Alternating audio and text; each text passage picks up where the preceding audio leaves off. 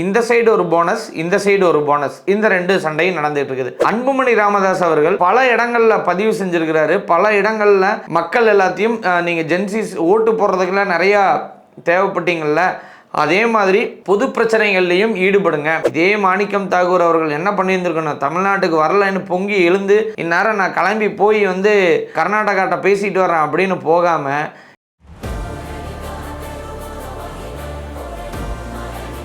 Black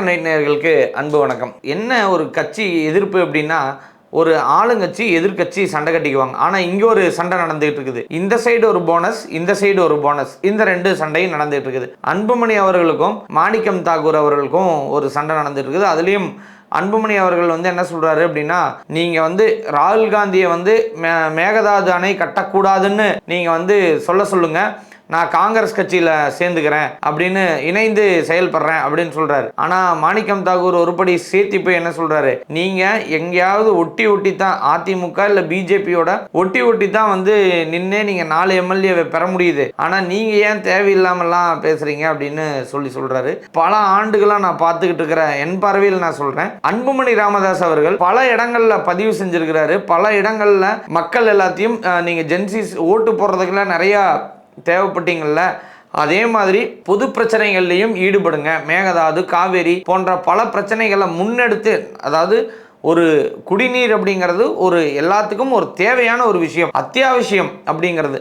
அந்த அத்தியாவசியத்துக்கு எல்லாரும் சேர்ந்து வரணும் அப்படிங்கிறது. பல இடங்கள்ல ஆளுங்கட்சியே கோட்டை விடுற இடத்துல அன்புமணி ராமதாஸ் அவர்கள் அந்த இடத்துல ஒரு சிறப்பாக செயல்பட்டாரு அப்படிங்கிறத நம்ம சொல்லணும். இதே மாணிக்கம் தாகூர் அவர்கள் என்ன பண்ணியிருந்திருக்கணும், தமிழ்நாட்டுக்கு வரலன்னு பொங்கி எழுந்து இந்நேரம் நான் கிளம்பி போய் கர்நாடகாட்ட பேசிட்டு வரேன் அப்படின்னு போகாம இங்கே என்ன சொல்கிறார், நீங்கள் அங்கே ஒட்டி 4 சீட்டு வாங்கினீங்க, இங்கே ஒட்டி 4 சீட்டு வாங்கினீங்க அப்படின்னு. அதே தான் நானும் திருப்பி கேட்குறேன். உங்களால் அதிமுக ஒட்டியும் திமுக ஒட்டியும் இல்லாமல் நின்று நீங்கள் வாங்கிட முடியுமா?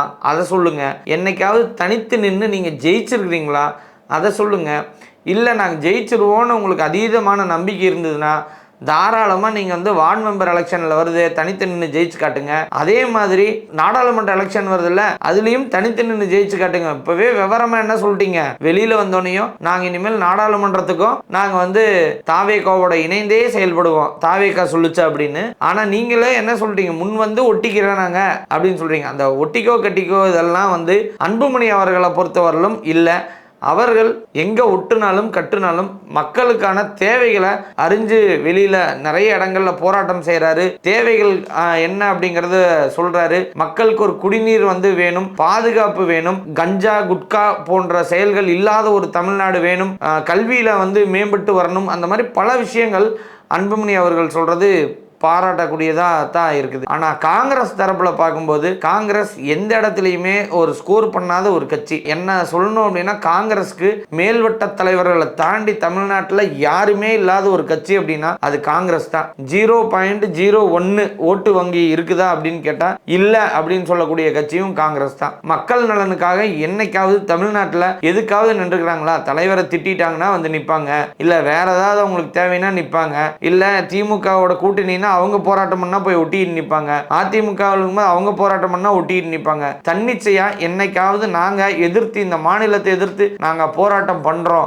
இல்ல பெரிய லெவல்ல அதை எடுத்துட்டு போறோம், சும்மா பேருக்கு காலையில இருந்து ஒரு 2 மணி நேரம் உட்காந்துட்டு போற கட்சி தானே நீங்க. அப்ப நீங்க ஒரு நடுநிலையா பேசும்போது அதை நீங்க கொச்சைப்படுத்தி பேசக்கூடாது. எதுக்கெடுத்தாலும் நான் சென்ட்ரலுக்கு முட்டு கொடுக்குறேன் அப்படின்னு தமிழ்நாட்டில இருந்து சொன்னா இதெல்லாம் நியாயமா? இதெல்லாம் நியாயமா இல்லையா அப்படிங்கிறத நீங்க பார்த்துக்கிட்டு இருக்கிற வாசகர்கள்ட்டே விட்டுறேன். வாசகர்கள் உங்களுக்கு என்ன தோணுதோ தாராளமாக நீங்கள் கமெண்ட்டில் சொல்லுங்கள். அடுத்த ஒரு நல்ல வீடியோவில் சந்திக்கிறேன். நன்றி.